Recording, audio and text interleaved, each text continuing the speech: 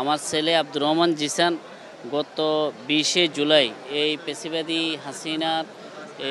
পেশিবাদী হাসিনা বাহিনী পুলিশ বাহিনীর নির্মম বলির শিকার হয় আমার সন্তান।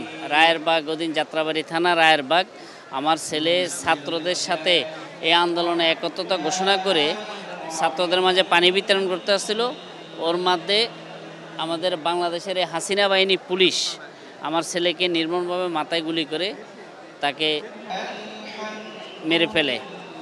ঠিক আমি একজন দক্ষিণ আফ্রিকা প্রবাসী, আমি প্রবাসে থাকি।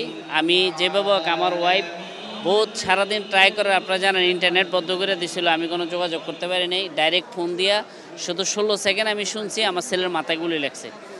যাকে আমি বাংলাদেশে আসলাম, বাংলাদেশে আসার পরে বহুত জুলুম নির্যাতনের শিকার হয়েছি আমরা। ঠিক তার 1 সপ্তাহ পরে আমার ছেলের বউও সুইসাইড করে। আমার ছেলে বিয়ে করছে 13 মাস। আমার ছেলের বউ এই মৃত্যু সহ্য না করতে পারে ছেলের বউও সুইসাইড করে। তা আসলে আমরা জানি না আজ অবধি আমাদের হত্যার যে বিচার, ন্যায় বিচার আমরা পাবো কি না। আমরা আজকে দেখেন, আপনারা আজকে প্রায় 8 মাস, আজকে এই 7 মাস অবগত হইল।